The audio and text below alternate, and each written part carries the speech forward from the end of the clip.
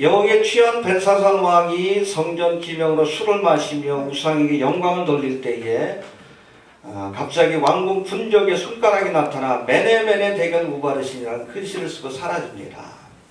그 뜻을 알 수 없어가지고 두려워 떨던 이 벨사살 왕에게 다니엘이 나타나서 그 글자의 의미를 해석해 주어요. 메네가 무슨 뜻입니까? 예, 해봅시다. 세워보았다. 세워보았다. 하나님이 세워보고 계십니다. 예. 대개는 무슨 뜻이? 달아보았다. 해봅시다. 달아보았다. 그렇죠. 하나님께서 벨사살의 기한을 정하시고 세워보시고 그의 죄의 경중을 달아보시고 이제는 안되겠다. 부족한 바 되었다. 궁극적으로 하나님께서 심판을 내리신 줄로 이렇게 믿습니다. 네, 우바르신은 이제 바벨론 제국을 멸하여 메대와 바사로 나누어 심판하신다는 뜻을 가진 그런 말씀입니다. 이 사건이 일어난 바로 그날 밤에 하나님 앞에서 망령된 일을 저질렀던 이 벨사살이 메대 사람 다리오에게 죽임을 당하고 이 바벨론 제국도 결국 멸망의 길을 가게 됩니다. 벨사살을 처단한 이 다리오는 바벨론이 통치하던 그 자리에 메대 바사 제국을 건설하게 되는데, 이 메대 바사 제국을 건설하면서 이 다리오가 나라를 다스릴 방백 120명을 세워요. 전국에 보내서 통치하게 할, 우리 따지면 군수라든지 시장 같은 그런 직분을 맡은 사람을 120명을 세우고 이들을 총관장할 3명의 총리를 세우게 됩니다. 할렐루야. 근데 그 중에 한 사람이 누구였다고요? 다니엘이 그 3명의 총리 가운데 하나로 선택이 됩니다. 바벨론 제국에서 총리 대신을 지냈던 이 다니엘, 그리고 특별히 이 벨사살의 멸망, 바벨론 제국의 멸망을 예언했던 이 다니엘의 행적에 대해서 아마 다리오가 알고선 그를 총리 가운데 하나로 중용했던 것으로 보입니다. 이렇게 세워진 메대 바사 제국의 3명의 총리들 가운데 이 다니엘은 오늘 성경에 보니까 그 누구보다도 민첩하고 뛰어나 다리오 왕의 신임을 얻었다라고 했습니다. 할렐루야? 해봅시다. 민첩하고 뛰어났다. 알겠습니까? 그래서 이 다리오가 이 3명의 총리 가운데 특별히 이 다니엘을 높여서 총리 대신으로 세우고 그에게 전국을 다스릴 수 있는 권한을 주려고 생각하고 있을 때에 이것을 시기하던 대적들이 이 다니엘을 제거하기 위해 음모를 꾸밉니다. 저들은 다리오 왕을 속여서 앞으로 30일 동안 왕 외에 다른 신에게나 사람에게 무엇을 구하면 사자굴에 던져넣자는 그런 금령, 법안을 만들게 됩니다. 하루에 3번씩 날마다 하나님 앞에 기도하는 이 다니엘을 넘어뜨리고자 이런 법안을 만든 겁니다. 결국 다니엘이 이 금령을 어겼다는 제목으로 사자굴에 던져지게 되지만 하나님께서 주의 천사들을 보내서 그를 구원하시고 그 다음날 그를 죽이려고 했던 대적들이 오히려 사자굴에 던져지는 심판을 받게 되었다라고 오늘 성경은 말씀하고 있습니다. 역전의 드라마를 펼쳐주신 겁니다. 마지막을 좋게 하셨습니다. 오늘 이 사건 속에서 다니엘이 보여준 믿음, 또 신앙적 교훈이 무엇인가 생각해보고자 합니다. 첫 번째, 오늘 본문에 보니까 이 다니엘은 흠이 없는 자라고 했어요. 해봅시다. 흠이 없었다. 4절 한번 다시 봅시다. 시작. 이에 총리들과 관백들이 군사에 대하여 다니엘을 구출할 틈을 얻고자 하였으나 능히 아무튼 아무 홈을 얻지 못하였으니 이는 그가 충성되어 아무 그릇함도 없고 아무 홈도 없으므로라. 예, 다리오 왕의 신임을 얻는 이 다니엘을 넘어뜨리고자 그를 송사하고자 이것저것을 그렇게 찾아봤지만 그에게서 아무런 틈이나 허물이나 그릇함을 찾아보지 못했다고 했어요. 해봅시다. 틈도 허물도 그릇함도 없었더라. 여러분, 이 틈에 해당되는 히브리어 일가라는 단어는 구실과 기회라는 뜻을 갖고 있습니다. 그러니까 이 대적들이 이 다니엘을 송사할 구실, 핑계거리를 찾고 있었지만 아무것도 찾지 못했다는 거예요. 우리 그런 말 있죠? 털어서 없다. 근데 있어요. 다니엘이 있습니다. 알겠습니까? 요즘 그렇게 살 수 있게 되길 바랍니다. 네. 온전한 사람이에요. 온전한 사람. 또 두 번째, 흠에 해당되는 히브리어 쉐아트라는 단어는 업무상의 속임수나 부패, 태만을 의미하는 단어입니다. 모든 업무를 공평정대하게 처리했다는 겁니다. 쉽게 해서 부정 축제 안 한 겁니다. 일가친지 때문에 그냥 눈 감아주고, 그렇죠? 죄 있는 사람을 죄롭다고 하고 그런 일이 한 번도 없었다는 겁니다. 우리 좀 그럴 수 있게 되길 바랍니다. 또 그렇다면 해당되는 히브리어는 샤드라고 되어 있는데 이건 실수로 빚어지는 업무상의 차질이나 중대한 과오를 의미합니다. 한 번도 실수를 한 적이 없어. 한 번도. 업무를 처리하는 데 있어서. 그야말로 미스터 퍼펙트입니다. 완전한 사람이에요. 완전한 사람. 그렇죠? 아까도 말씀드렸지만 성경에 온전한 사람으로 묘사되는 두 인물이 있어요. 그게 누구예요? 창세기에 등장하는 요셉.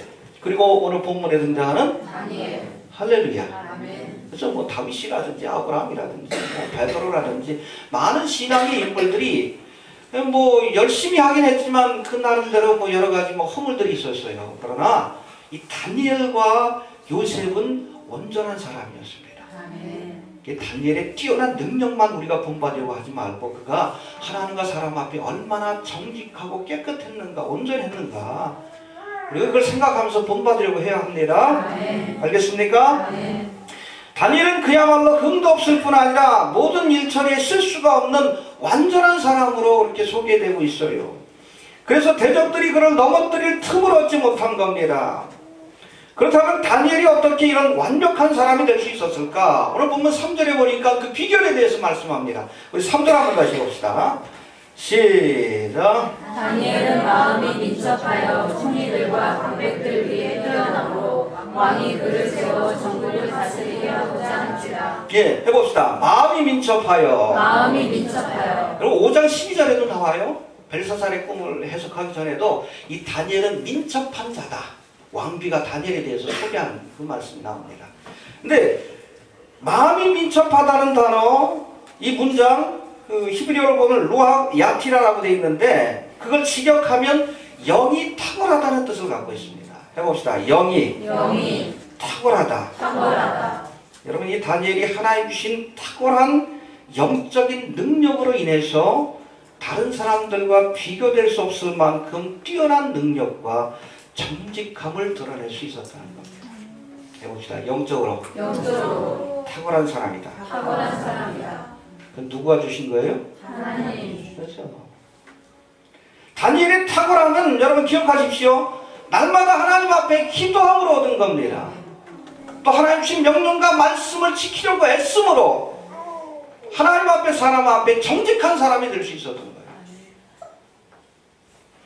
다니엘은 하나님께 기도함으로 남다른 지혜와 능력을 얻었습니다.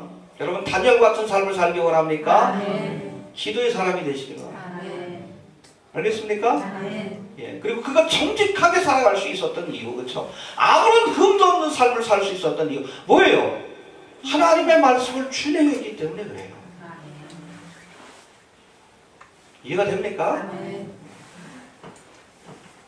우리도 그럴 수 있게 되기를 바랍니다. 우리 뭐 그런 말이 있죠. 우리 그리스도인들은 핍박은 받되 비난은 받아서는 안 돼. 해봅시다. 핍박은 받되 비난은 받지 말라. 비난은 뭡니까? 여러분 죄가 있어서 받는 책망이 비난이에요. 이거 부끄러운 거예요. 오늘 한국교회가 얼마나 많은 비난을 받습니까? 목회자의 세습 문제, 그냥 목사가 그냥 뭐 성적인 스캔들을 일으켜가지고. 근데 그 비난을 받으면서도 자기가 핍박을 받는다고 착각해. 여러분 비난은 부끄러운 거예요. 부끄러운 줄 알아야지. 부끄러운 줄은 몰라. 죄를 짓고도. 비난받으면 안 돼요. 자꾸 전도의 문이 막히지. 교회가 욕심부리고 죄짓고 탐욕스럽고 그러니까 세상 사람들이 손가락질하는 거예요. 속된 표현은 막 개독 그러잖아. 그럴 만한 구실을 주고 있잖아요. 비난받지 말아야 합니다. 핍박은 뭡니까? 의를 행하고도 받는 것이, 그렇죠? 하나님의 뜻을 행하기 위해서 당하는 고난이 그게 핍박이에요. 그래서 우리가 핍박은 받되 비난은 받지 말아라. 다니엘은 비난받은 게 없어. 비난받을 만한 게 없어. 그러니까 핍박한 거예요. 음모를 꾸며가지고. 여러분, 비난받지 않는 성도, 다니엘과 같이 정말 깨끗하고 순결한 성도, 정직한 그런 하나님의 사람들이 되어야 합니다. 아멘. 알겠습니까? 아멘. 예. 두 번째, 대적들의 음모에 대한 말씀들이 나오는데 우리 5절부터 한번 봅시다. 시작. 그 사람들이 가로되 이 다니엘은 그 하나님의 율법에 대하여 말씀을 얻지 못하면 그를 고소할 수 없으리라 하고. 예. 6절로 봅시다. 시작. 이에 총리들과 관객들이 모여 왕에게 나아가서 그에게 말하되 다리오 왕이여 만세 들어옵소서. 예. 이 대적들이 다니엘을 넘어뜨리고자 먼지를 털어봤어. 근데 털어도 먼지가 안 나. 예? 아무런 틈도 없고 금도 없고 그릇된 것이 없어. 뭐 책잡을 게 있어야지. 잘못한 일이 있어야지. 부정부패가 있어야지. 그러니까 이번에는 음모를 꾸미는 거예요. 알겠습니까? 예. 아무런 책망할 것도 허물도 그렇담도 찾지 못하자 이번에는 다니엘을 넘어뜨리기 위해서 적극적으로 음모를 꾸밉니다. 그래서 저들은 다리오 왕에게 앞으로 30일 동안 누구든지 왕 외에 어느 신에게나 사람에게 무엇을 구하면 사자굴에 던져넣자는 그러한 금령을 만들자는 제안을 합니다. 왕의 편에서 보면 얼마나 기분이 좋아. 그렇죠? 이제 바벨론을 무너뜨리고 이제 큰 제국의 왕이 됐는데 어떻게 보면 그 교만한 마음을 건드리는 그래서 음모를 꾸민 거예요. 이제 그 왕은 이제 신과 같은 존재니까 앞으로 30일 동안은 그 어떤 신에게도 왕 외에는 다른 신에게 또는 다른 사람에게 구하지 못하는 법령을 만들자고 아무 생각 없이 도장을 꼭 찍었어요. 하지만 이러한 신하들의 관계를 깨닫지 못하고 서둘러 금령의 어의를 찍은 이 다리오는 뒤늦게 이것이 다니엘을 죽이기 위한 음모라는 사실을 깨닫게 됩니다. 그렇죠? 나중에 깨달은 거예요. 그래서 이 모양 저 모양으로 다니엘을 구원해 보고자 했었지만, 그렇죠? 한 번 도장을 찍으면 변개치 못한다는 것이 메대와 바사의 여러분 전통입니다. 그걸 깰 수 없잖아, 왕이라 할지라도. 할 수 없이 다니엘을 사자굴에 넣도록 그렇게 명령을 내립니다. 대적들이 꾸민 음모로 인해서 다니엘이 꼼짝없이 죽을 수밖에 없는 그러한 위기를 맞이합니다. 여러분, 이 땅에는 하나님의 사람들을 시기하고 미워하여서 적극적으로 하나님의 백성들을 제거하려고 음모를 꾸미는 어둠의 세력이 있다는 것을 기억할 수 있게 되길 바랍니다. 오늘 본문에 등장하는 메대의 신하들이 바로 그런 자들이고, 여러분 에스더서에 보면 누구? 아말렉 사람인 하만이 모르드게가 속한 아직 이스라엘 백성들을 다 죽여버리려고 했어요. 그 음모를 꾸밉니다. 왕의 칙령을 받아가지고 저 사람들 못된 사람들이니까 우리가 좀 이 바사국에서 저 사람들을 제거해버려야 된다. 또 빼앗은 재산은 다 왕궁에 돌릴 것이니 허락해달라고. 왕도 손해보는 게 없잖아. 도장을 꽉 찍었어. 누가 막습니까? 에스더가 믿음의 사람이에요.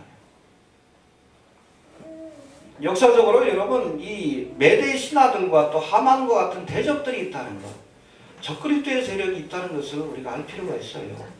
해봅시다. 하나님과 하나님의 사람들을 대적하는 어둠의 세력들이 있다. 오늘날에도 마찬가지죠. 이 땅에 자신들의 세상을 세워서 믿음의 사람들을 핍박하고 제거하려고 어둠의 세력들이 있어요. 적그리스도의 세력들. 누구예요? 여러분 아티들 아닙니까? 여러분 저들이 권세를 잡게 되면 지금은 여러분 뭐 이렇게 소극적으로 행동하지만 적극적으로 우리 그리스도인들을 핍박하고 죽이는 일에 앞장을 서게 될 거야. 7년 대환란 때 일어나는 일들입니다. 알겠습니까? 예. 오늘 본문에 등장하는 이 메대의 신하들은 다니엘이 따를 수 없는 금령을 만들어 공개적으로 저를 제거하라고 했어요. 다니엘이 하루에 몇 번? 세 번씩 기도하잖아. 그러니까 하나님 앞에 한 맹세이기 때문에 어길 수가 없는 거예요. 그러니까 그것 가지고서 다니엘을 제거하려고 했어요. 여러분 잘 들으세요. 현재 우리나라에서 추진 중인 이 차별금지법이 바로 우리 기독교인들을 공개적으로 핍박하기 위해 만든 금령이라고 할 수 있습니다. 알겠습니까? 이 법안이 통과되면 우리 기독교인들은 다 불법자가 돼. 그렇죠? 왜? 성경에서 뭐라고 했어요? 동성애는 죄라고 했죠. 차별금지법에 의하면 그 불법이요. 그렇죠? 차별금지법 내용 중에 또 뭐가 있어요? 종교 간의 차별을 금한다. 뭐예요? 전도하면 예수 외에는 구원이 없다라고 얘기하면 불법자가 되는 거예요. 희한한 일이 벌어집니다. 메대 사람들이 다니엘을 넘어뜨리기 위해 만든 이 금령하고 똑같아. 성격이 기독교인들을 핍박하기 위해서 소수 인권자의 그 차별을 금한다. 명분은 좋지. 그러나 그 내용을 보면 뭡니까? 결국엔 기독교인들을 불법 판자로 만들기 위한 절차라고 보시면 돼요. 정신 차려야 합니다. 희한한 법령이 지금 만들어지고 있어요. 여러분, 현재 차별금지법이 통과된 나라가 있는데 미국과 영국입니다. 근데 거기서 희한한 일들이 벌어지고 있잖아. 전도하면 잡혀가서 벌금 냅니다. 공공장소에서. 물론 교회 안에서 하면 상관없지만. 심지어는 어떤 경우는 자기 개인 집에서 성경 공부를 해요. 그것도 종교시설이 아닌 다른 곳에서 성경 공부를 했기 때문에 불법이라고. 벌금이 떨어지고 그래요. 벌금이. 또 어떤 목회자 같은 경우에 동성 커플, 이 사람들이 와가 주례해달라고 그러는데 거부했어. 이것 때문에 소송이 걸렸어요. 또 어떤 경우에는 제과점인데 독실한 기독교 집안이요. 가족 대대로 내려오는 제가 회사라기는 보기엔 뭐 초라한 규모지만 제과점입니다. 동성애자들이 와가지고 이 동성애를 홍보하는 케이크를 좀 만들어 달라고. 거절했지. 이거 소송을 걸어버렸어요.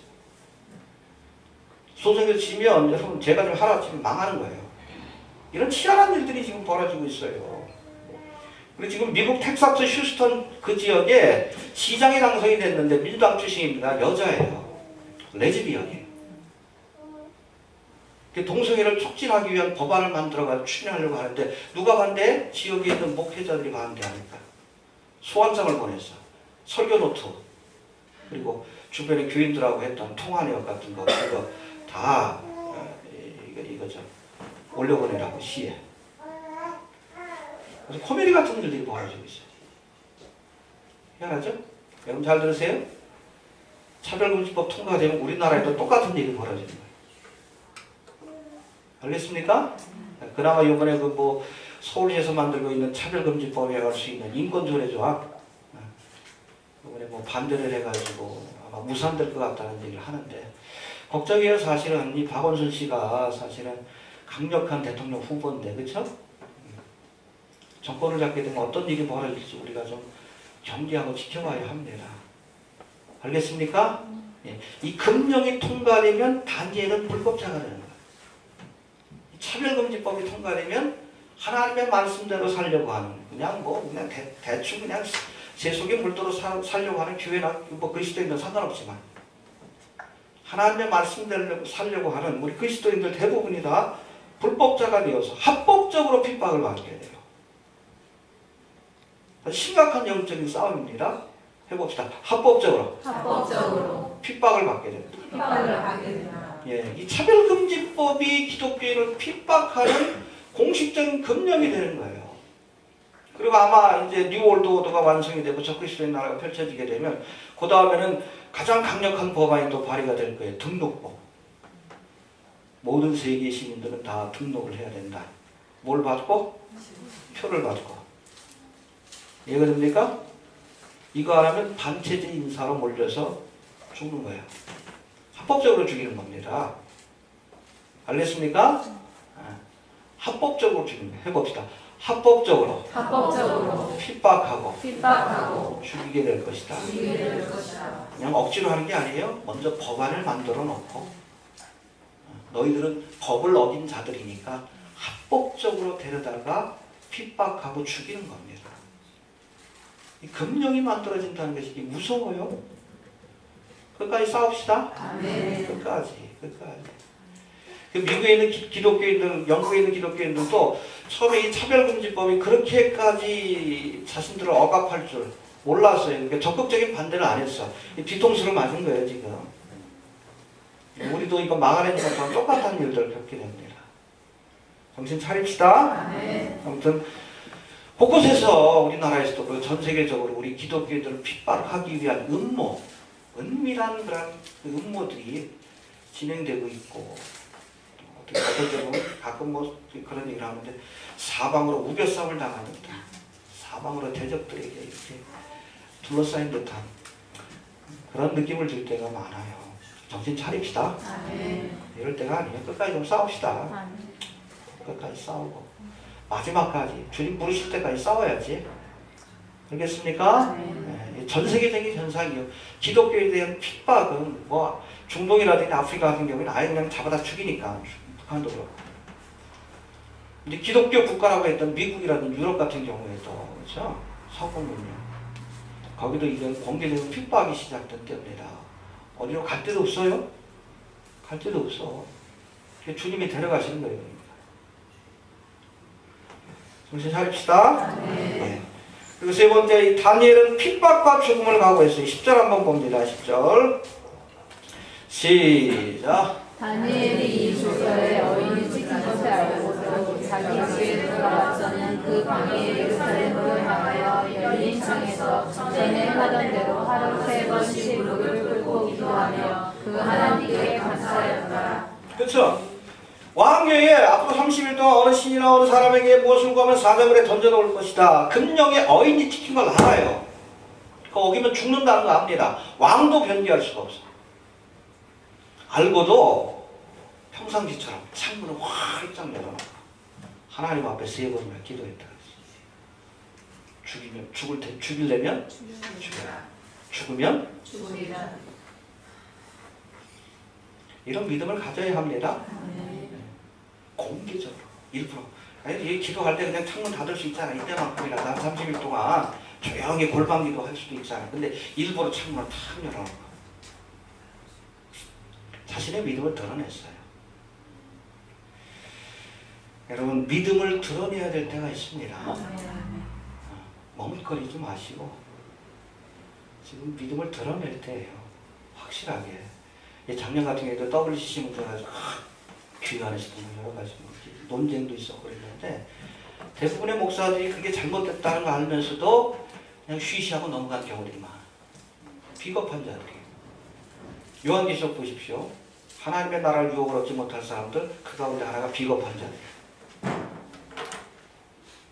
드러내십시오.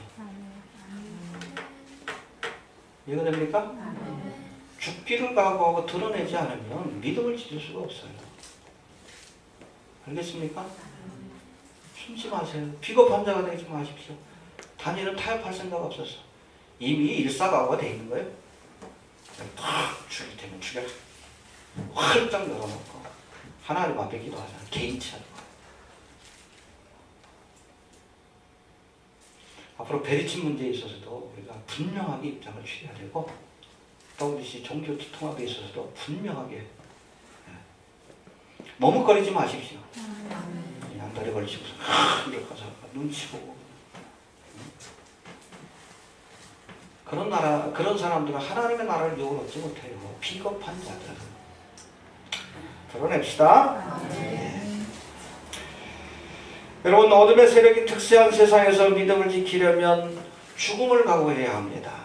해봅시다. 죽기를 각오하자. 죽기를 각오하자. 그렇죠? 평안할 때야 상관없지만 이미 어둠의 세력들이 특세한 세상, 바빌론 제국, 바사 제국, 어둠의 세력들이 특세한 것 아닙니까?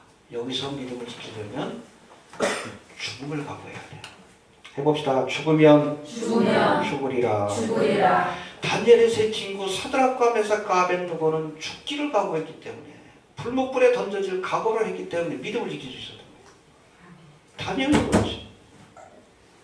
죽기를 각오했기 때문에 믿음을 지킬 수 있었던 거예요. 에스더도 마찬가지죠. 죽으면 죽으리라. 일사각오. 그 각오를 했기 때문에 자신뿐 아니라 이스라엘 민족을 구원할 수 있었던 거예요. 각오합시다. 네. 그래서 우리가 믿음을 얻기 위해서, 믿음을 지키기 위해서 모든 것들을 포기할 각오를 해야 될 때입니다. 어둠의 세력이 득세하는 때이기 때문에 그래요.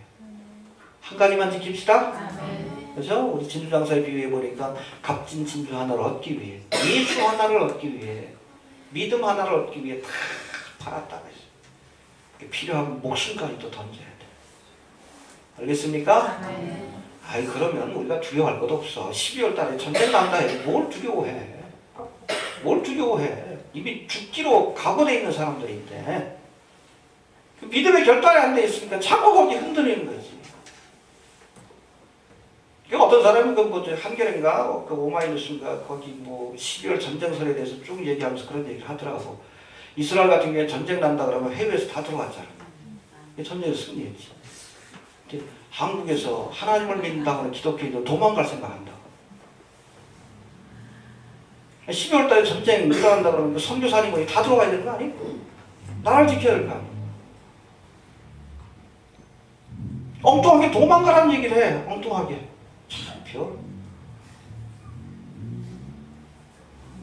이게 조롱하는 거예요. 조롱하는 거. 기독교인들에 대해서. 야 너희들 하나님 믿는다고 하면서 요것밖에 안 되냐라고 조롱하자. 휘둘리지 마십시오. 죽기를 각오하십시오. 여러분 우리가 가진 믿음은 우리의 생명보다도 더 귀해요. 하찮은 그냥 목숨 때문에. 알겠습니까? 살면 얼마나 살겠어. 앞으로 믿음을 저버리는 어리석은 자가 되지 말고 다니엘처럼 죽일 테면 죽여라. 해봅시다. 죽으면 죽으리라. 죽으면 죽으리라. 네. 그런 믿음을 갖고 일사의 각오를 갖고 살아갈 수 있게 되길 바랍니다. 네. 아무튼 이런 다니엘을 하나님께서 구원하십니다. 우리 21절 22절 보고 마칩시다.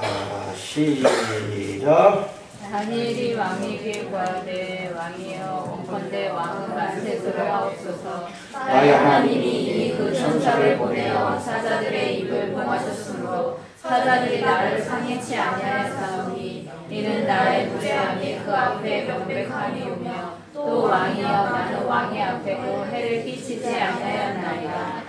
아멘. 예, 일사의 각오를 가지고 신앙의 정도를 지킨 다니엘을 하나님이 지켜주셨어요. 그렇죠? 천사를 보내 사자의 입을 봉하시고 머리털 하나 상하지 않도록 지켜주십니다. 할렐루야. 그 다음날 다니엘이 무사한 것을 보고 크게 기뻐한 다리오 왕은 그를 모함했던 자들과 그의 친척들까지 다 사자굴에 던져놨어요. 그들이 그냥 사자굴 바닥에 닿기도 전에 이 사자들이 그냥 그들을 움켜서 뼈까지 으스러뜨렸다라고 성경은 말씀합니다. 바로 이 사건을 통해 하나님은 믿음의 사람 다니엘의 의로움을 드러내시고 하나님을 대적하고 하나님의 사람들을 핍박하는 자들이 받게 될 궁극적인 심판이 무엇인가를 우리에게 보여주셨습니다. 할렐루야. 네. 막다른 골목에서 역전의 드라마를 펼쳐주십니다. 합력하여 선을 이루게 하십니다.